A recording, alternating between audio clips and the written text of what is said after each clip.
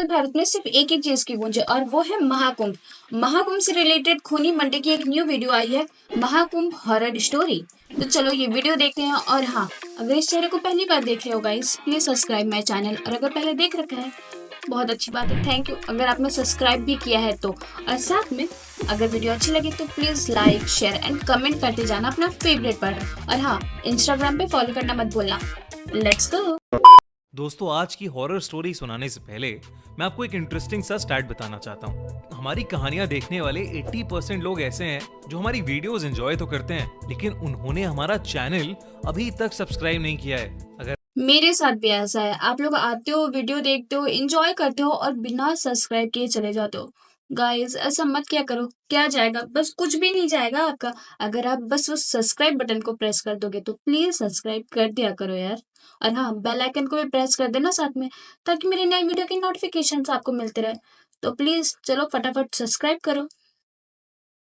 आप उन 80% लोगों में से हैं तो बस आपको एक छोटा सा काम करना है। इस वीडियो के नीचे आपको एक सब्सक्राइब बटन दिख रहा होगा, बस उस सब्सक्राइब बटन को दबाना है।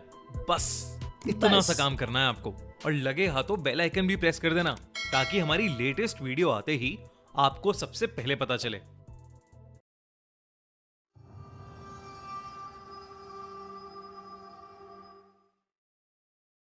Mahakumbh horror story. आज की ये कहानी थोड़ी अलग है, क्योंकि इंडिया के सबसे बड़े मेले महाकुंभ के बारे में है। रौनक त्रिपाठी, एक 19 साल का नौजवान, अपने माँ बाप और बड़े भाई अमित के साथ 2012 में पहली बार इलाहाबाद के महाकुंभ मेले में गया था। महाकुंभ का मेला बहुत पवित्र माना जाता है और इसका अनुभव अस्तित्व को बदलने वाला माना जाता है।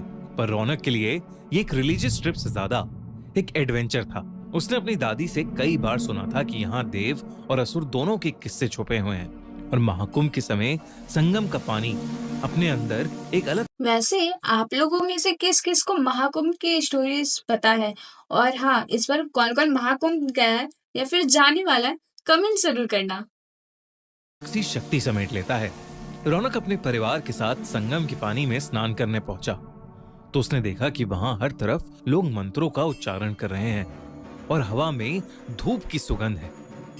स्नान करते वक्त रौनक ने एक अजीब सी गर्मी महसूस की, जैसे उसके आसपास का पानी उबल रहा हो। उसने ये बात अपने भाई अमित को बताई, लेकिन अमित ने हंस के बोला, ये तेरी इमेजिनेशन है रौनक, संगम का पानी पवित्र होता है। लेकिन रौनक का मन बेचैन होने लगा था। शाम के वक्त पूरे परिवार ने मेले में घूमने का प्लान बनाया। हर तरफ साधु और संतों की भीड़ थी। महाकुंभ के पूरे मेले में बड़े बड़े स्टॉल्स लगे हुए थे। तभी रौनक की नजर एक अलग से दिखने वाले साधु पर पड़ी, जो एक कोने में बैठा था। उसका चेहरा आसमान की तरफ था, आंखें सफेद जैसे दूध की हों और उसके होठ कुछ अनजान शब्दों का जाप कर रहे थे। रौनक एकदम से उसकी तरफ खिंचा चला गया। रौनक ने अमित से कहा, अमित चलो देखते हैं ये बाबा क्या कर रहा है। वो साधु अपने ध्यान में लीन था और अमित ने रौनक को बोला कि उसे तंग करके उसकी भक्ति को भंग नहीं करना चाहिए। लेकिन रौनक ने अमित की नहीं सुनी और वो बाबा की तरफ चलने लगा। बाबा के पास पहुंचते ही उसने देखा कि वो बाबा अब भी अपने ध्यान में ही लीन थे। उसने उन्हें 2-3 बार आवाज लगाई, पर उन्होंने कोई भी जवाब नहीं दिया। फिर मजाक के तौर पर रौनक ने पास से एक लकड़ी उठाई और बाबा को उस डंडी के तीखे कोने से छुआ। बाबा की आंखें एकदम से खुली और रौनक की ओर गईं। रौनक को लगा कि बाबा शायद उससे गुस्सा हो गए हैं, पर उन्होंने मुस्कुराते हुए रौनक को देखा और कहा, आ गया तू? हाँ? तेरा ही इंतजार था। ओ भाई, एकदम से थोड़ा घबरा गया। ये कितना डरावना है अगर कोई आपको ऐसा बोले तो। इस बात का कोई जवाब बाबा ने नहीं दिया, बस उन्होंने अपने गले से एक माला निकाली और रौनक के हाथ में रख दी। बाबा ने कहा, ये ले और रात को ये माला पहनकर सो जाना, कल तुझे सारे जवाब मिलेंगे। रौनक ने बिना कुछ सोचे उस बाबा से वो माला ले ली और वापस अपने परिवार के पास आ गया। उस रात रौनक ने माला पहनकर सोना शुरू किया। जैसे ही उसने अपनी आंखें बंद की, उसके सपने एकदम अजीब और खौफनाक हो गए। उसने देखा कि वो एक अंधेरे जंगल में खड़ा है। उसके आसपास बड़े बड़े पेड़ हैं जिनमें आग लगी हुई है और उस आग से पूरा आसमान लाल हो गया है। तभी उस जंगल में एक गहरी आवाज गूंजने लगी, जैसे कोई उसका नाम पुकार रहा हो। ये वो काफी आवाज धीरे डरावना धीरे है। उसके करीब आई और एक काले साए के रूप में उसके सामने आकर खड़ी हो गई। उस साए की भी आंखें लाल थीं और उसने अपनी पतली उंगली से रौनक की तरफ इशारा किया। तू मुझे लेने आया था, अब तेरे साथ चलने का समय आ गया। हाँ? उस साए ने रौनक से ये कहा और एकदम से वो साया जैसे उसके अंदर ही समा गया। रौनक चिल्लाते हुए नींद से उठा। उसकी शर्ट पसीने से भीग चुकी थी। उसने माला को देखा। भाई साहब, ये तो काफी डरावना था। अगर आप सोचो, आप आराम से मौज कर रहे हो और मतलब कहीं गए हो, वहां पे ऐसा कुछ आपके साथ हो जाए तो सट्टी पिट्टी गुम हो जाएगी।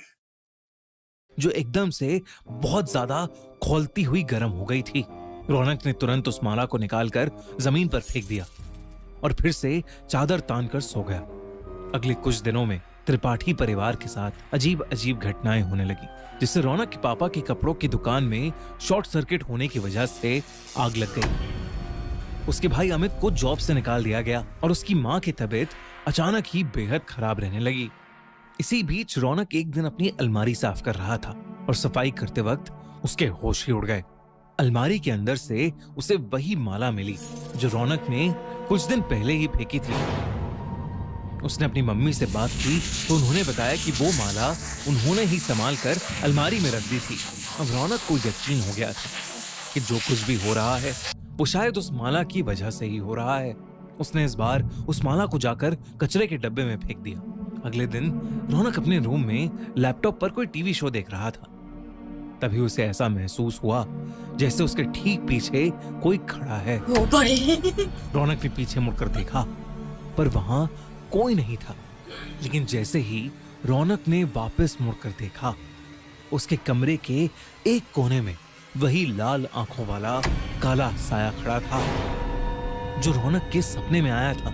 उसे देखकर रौनक इतना डर गया था कि उसकी आवाज ही नहीं निकल रही थी। वो काला साया धीरे धीरे रौनक के करीब आया और बोला, संगम, वापस आ जा। रौनक चिल्लाते हुए अपने भाई के रूम में भागा और घबराते हुए अमित से बोला, अमित, वो साया वापस आ गया है और वो मुझे संगम बुला रहा है। अमित को रौनक की बात समझ नहीं आई। उसने उसे समझाया कि ये सब रौनक का वहम है और वो उसे भाई ऐसी बातों पे ना यकीन कर लेना चाहिए कि सामने वाला हो सकता है वाकई में किसी चीज से गुजर रहा हो। मतलब सोचो, आप किसी को अपना मतलब इतना बुरा एक्सपीरियंस बता रहे हो और अब वो बोले अरे कुछ नहीं, ये तो मजाक है, ये तो कुछ नहीं है, तेरा वहम है। चमाट मार देना उनसे। भाई कभी यकीन भी कर लिया करो ऐसी बातों पे। कल सुबह मंदिर ले जाएगा जिससे शायद उसका डर दूर हो जाएगा। पर रौनक उस रात सहम गया था। अगले दिन सुबह वो बिना किसी को बताए बस में बैठकर इलाहाबाद के लिए निकल गया। बस रात को चाय पीने के लिए रुकी। चाय पीकर जैसे ही रौनक ने वॉलेट निकालने के लिए अपना बैग खोला, उसकी रूह कांप गई। रौनक के बैग में वही माला पड़ी हुई थी। रौनक ने एक लंबी सांस ली और खुद को समझाया कि वो महाकुंभ जाकर उसी बाबा से मिलेगा और सब कुछ ठीक कर लेगा। और वो पैसे देकर बस में जाकर बैठ गया। पूरे सफर में रौनक को महसूस होता रहा कि वो काला साया कहीं ना कहीं उसी के साथ है, बिल्कुल उसके बहुत डरावना है यार। अगली सुबह महाकुंभ पहुंचकर रौनक सीधा भागकर उस मेले में उस बाबा को ढूंढने लगा। और जैसे ही वो बाबा उसे दिखे, वो उनके चरणों में जा गिरा और फूट फूट कर रोने लगा। उस बाबा ने गुस्से में उससे कहा, मूर्ख, अब क्यों आया है मेरे पास? तूने एक साधु की आराधना भंग की थी, अब तू उसका दंड भुगत। रौनक के आंसू रुक ही नहीं रहे थे और वो अपनी गलती समझ गया था। उसने उस साधु से रो रो कर माफी मांगी। कुछ समय बाद उस साधु को रौनक पर दया आ गई और उसने रौनक से माला वापस लेकर अपने गले में डाल ली। अचानक ही रौनक को माला के जाने के बाद बहुत हल्का सा महसूस होने लगा। रौनक ने देखा कि वो काला साया बाबा के सर के ऊपर खड़ा है और कुछ ही देर में वो बाबा के अंदर ही समा गया। उस दिन हाँ? रौनक ने एक बार फिर महाकुंभ में स्नान लिया और वो समझ गया कि कभी किसी भक्ति में लीन साधु को डिस्टर्ब नहीं करना चाहिए। घर आकर उसने सब कुछ अपने परिवार को बताया। धीरे धीरे उसके परिवार पर आई प्रॉब्लम्स भी दूर होती चली गईं। रौनक और उसकी फैमिली इस साल प्रयागराज में हो रहे महाकुंभ में फिर से जा रही है। आप में से कितने लोग महाकुंभ के बारे में जानते हैं? और अगर हाँ, तो कितने लोग महाकुंभ में जाने का प्लान कर रहे हैं? हमें कमेंट में कमेंट बताना। सेक्शन में जरूर बताइए। और अगर आपको ये कहानी अच्छी लगी तो हमारा चैनल खूनी मंडे सब्सक्राइब करना बिल्कुल मत भूलना। भाई साहब क्या डरावनी वीडियो थी, मुझे तो वाकई में डर लगा। और हाँ, इससे तो एक बात समझ गई कि कभी भी किसी को जाके बेवजह छेड़छाड़ मत करो, उनसे दूर ही रहो। और अगर आप लोगों को ऐसे ही उनके बारे में जानना, उनसे बात भी करना है ना, तो उनके नॉर्मल स्थिति में आने का वेट करो भाई। ऐसे ही जाके किसी को भी पोक मत करो। और हाँ, अगर आपको भी वीडियो में डर लगा है तो लाइक करो, कमेंट करो। और हाँ, अगर आप लोग भी कुंभ जा रहे हो या फिर आप लोग कुंभ के बारे में जानते हो तो कमेंट में जरूर बताना। और वीडियो अच्छी लगी तो please like share and subscribe करो गाइस। मुझे तो बहुत मजा आया इस वीडियो को देख के। और हाँ, इंस्टाग्राम पे फॉलो जरूर कर लेना।